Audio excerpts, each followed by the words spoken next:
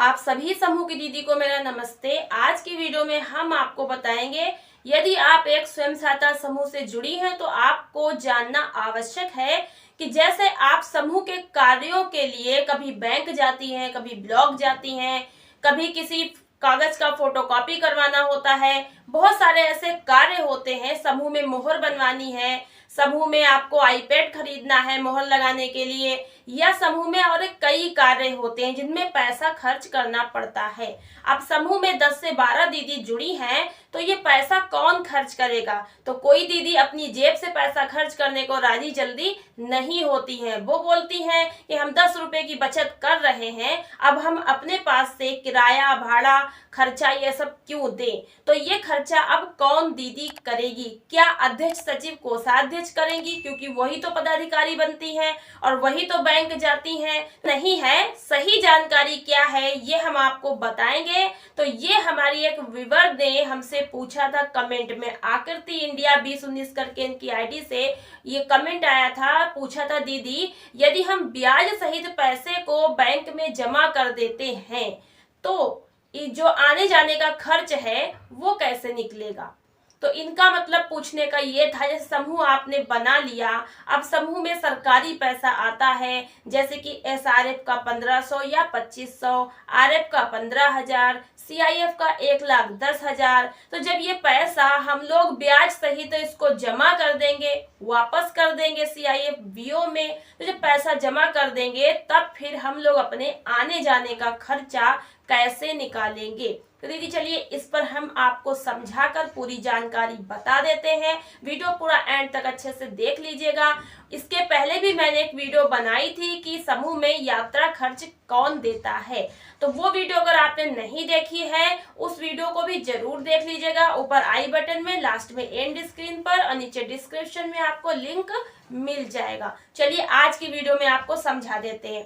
दीदी शुरू से जानिएगा। जैसे मान लीजिए आज आपने एक नया समूह बनाया है और उस समूह में 10 दीदी जुड़ी हैं, जिनमें से 3 दीदी अध्यक्ष सचिव कोषाध्यक्ष के पद पर हैं। ठीक है, अब समूह आज बना तो आपके पास इतना पैसा ही नहीं होगा। 10-10 रुपए करके आप जब महीना भर में 4 या 5 मीटिंग कर पाएंगी तब आपके पास 400-500 रुपया होगा। वो उठाकर आप समूह का खाता जब खोलेंगी वहां जमा कर देंगी। तो इस बीच ज्यादा जाना आना भी होता है, कभी आपको बैंक जाना है, कभी आपको ब्लॉक जाना है, तो ये पैसे का खर्चा कौन करेगा?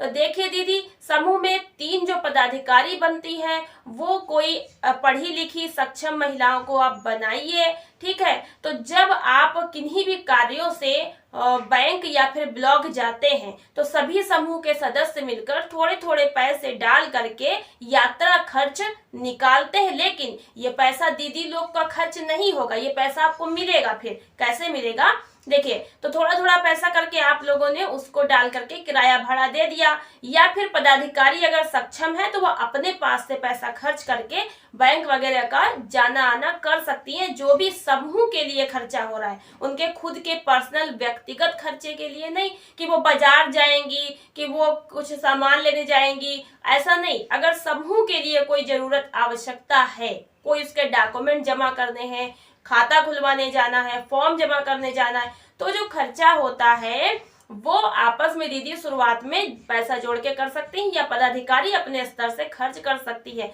वैसे तो आप जो 10-10 रुपए की बचत करती हैं उसी में से आपका यात्रा खर्च आदि भी निकालना पड़ेगा शुरुआत में, लेकिन अब 10-10 रुपए की बचत दीदियों की होती है। बाद में वे झगड़ा करें कि मेरे रुपए कम है, मेरे कम है, इसलिए वो बचत आप अलग रखिए और जो छोटा मोटा आने जाने का खर्चा शुरुआत में समूह का रहता है वो आपस में मिलकर थोड़े थोड़े पैसे जमा करके आप उस खर्चे को निकाल सकती हैं, जो कि बाद में आपको मिल जाएगा। इसे बनानी होती है क्योंकि इतनी जल्दी एसआरएफ तो मिलता नहीं है, तो इसको आप एक रजिस्टर पे लिखते रहते हैं। जो एक रजिस्टर आपको मिलता है जिसमें आप बैठक लिखते हैं, प्रस्ताव वगैरह बनाते हैं। शुरुआत की मैं बात बता रही हूँ, उस समय आपको ब्लॉक से भी रजिस्टर नहीं मिले होते। ब्लॉक से भी रजिस्टर मिलने में 1-2 महीना लग जाता है जब खाता वगैरह खुल जाता है। तो शुरू में आपके पास एक ही सादा सा रजिस्टर होता है, उसी में आपको सब चीज लिखनी होती है। तो अगर आपने किराए में बैंक जाने जाने और आने में 3 दीदी का अगर 100 रुपया, 60 रुपया, 80 रुपया किराया लगा है, ऑटो का, टेम्पू का, कुछ भी खर्च हुआ है, तो उसको आप लिखेंगे कि आज दिनांक इतनी तारीख को दीदी लोग जो है बैंक गई थी, पदाधिकारी दीदी फला फला, और इनके किराए के लिए इतने रुपए हम सभी दीदी ने मिलकर दिए हैं या फिर पदाधिकारी दीदी ने खुद ही इसको अपने स्तर से खर्च किया है। तो वो पैसा लिखा जाएगा, चाहे आप ब्लॉक जाएंगे, चाहे फोटो कॉपी कराएं, चाहे मोहर बनवाएं, कुछ भी कार्य हो, रजिस्टर में पैसा लिखा जाएगा। समूह की तरफ से व्यय हो रहा है, खर्च हो रहा है, ठीक है।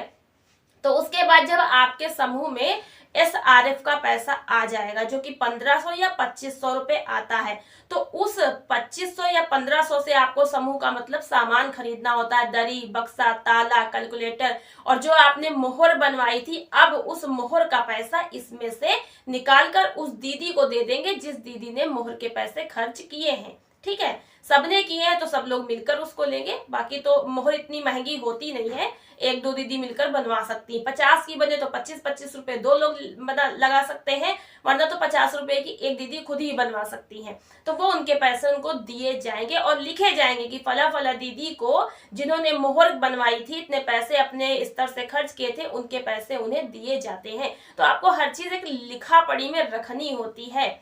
तो ये लिखा पढ़ी बैठक में होती है, जब भी समूह की बैठक होगी तब लिखा जाएगा। जैसे आज बैठक हुई है और दीदी को परसों बैंक जाना है, तो आज लिखा जाएगा कि दिनांक परसों, मान लीजिए 16 तारीख, तो लिखेंगे 16 तारीख दिनांक को फला फला डेट को पदाधिकारी अध्यक्ष, सचिव, कोषाध्यक्ष फला फला मीना देवी अध्यक्ष हैं और सरला देवी सचिव है। इस तरह से लिख कर, कोषाध्यक्ष वगैरह लिख कर इन्हें बैंक जाना है। किस कार्य के लिए? समूह का खाता खुलवाने के लिए। अतः समूह की जो दीदियों की बचत है उसमें से इन्हें किराए हेतु पैसे दिए जाते हैं, जो कि बाद में इनको भुगतान कर दिया जाएगा जब समूह का बजट बन जाएगा, बैलेंस बन जाएगा। तो ऐसे लिख करके मतलब लिखा जाता है, फिर दीदी को पैसा दे दिया जाएगा। वो बैंक जाएंगी तो खर्च करेंगी, नहीं जाएंगी बच जाएगा तो पैसा वापस समूह में आके दे देंगी, ठीक है। तो हर चीज लिखना है।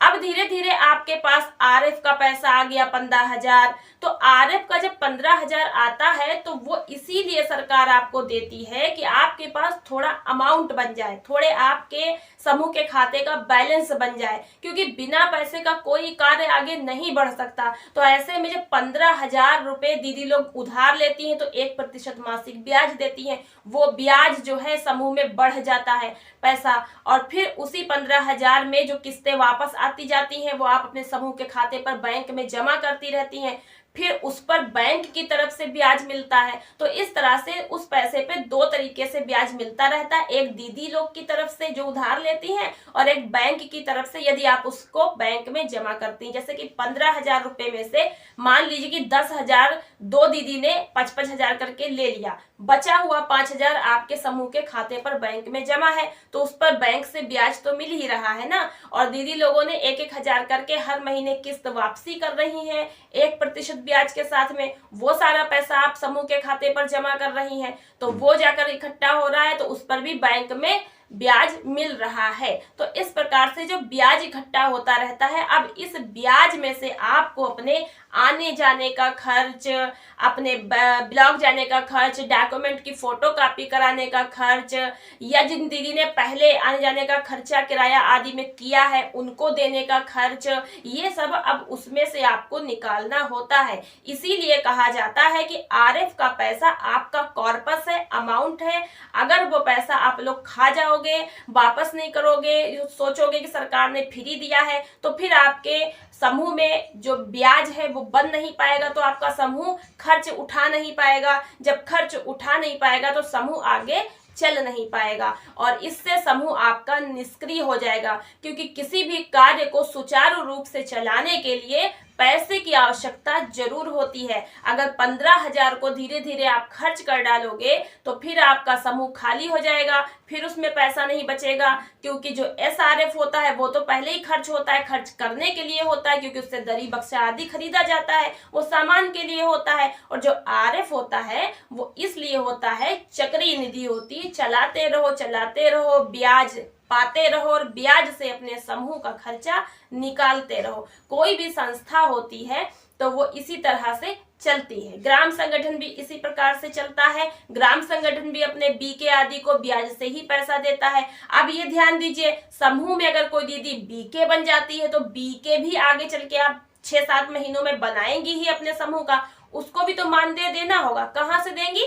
इसी आरएफ में मिले हुए ब्याज से। अगर सीआईएफ का पैसा 1,10,000 समूह में आ जाता है तो उस पर भी 25 पैसे के हिसाब से आपको ब्याज अपने समूह पे रखना ही है, और 75 पैसे का ग्राम संगठन में देना है तो 25 पैसे के हिसाब से भी आपका अच्छा खासा थोड़ा बहुत ब्याज वो मिलेगा, और प्लस जितने दिन आपका सीआईएफ का लेन देन आपके समूह के खाते से रहेगा, जमा निकासी, कुछ बैंक भी उस पर ब्याज देगी, बाकी धीरे धीरे वो ग्राम संगठन में चला ही जाएगा। तो इस प्रकार से ब्याज पे ही आपका समूह खर्च उठाएगा, चलेगा।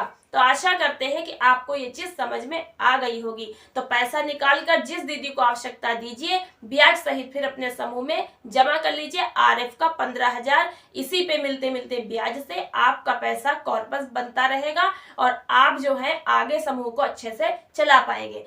तो दीदी आशा करते हैं कि आज की वीडियो आपको काफी हेल्प हुई होगी। इसको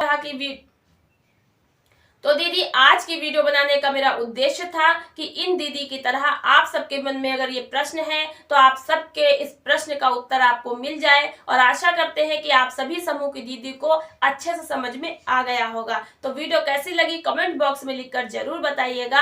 आज की वीडियो को लाइक और शेयर कर दीजिएगा। मिलते हैं नेक्स्ट वीडियो में कुछ नई जानकारी के साथ। अगर आपको भी कुछ पूछना है समूह से रिलेटेड जानकारी तो कमेंट बॉक्स में लिखिएगा। और इसी के साथ में आपको बता दें, आप सभी लोग हमसे पूछते रहते हैं कि दीदी अपना नंबर दे दीजिए, हमें आपसे बात करनी है। तो दीदी इसके लिए हम आपको बता दें, मेरी ये आईडी है इंस्टाग्राम स्टडी के सेफ टेक। आप इंस्टाग्राम पे जाकर हमको फॉलो कर सकते हैं, मैसेज करिएगा, हम मैसेज पढ़ेंगे और आपसे बात कर लेंगे। लेकिन फोन नंबर हम यहाँ पर आपको नहीं दे पाएंगे, क्योंकि फोन नंबर देने से आप लोग बहुत ज्यादा बात करेंगे, कॉल करेंगे, जो कि मैं रिसीव नहीं कर पाऊंगी। तो मिलते हैं नेक्स्ट वीडियो में। आज के वीडियो में इतना ही। धन्यवाद।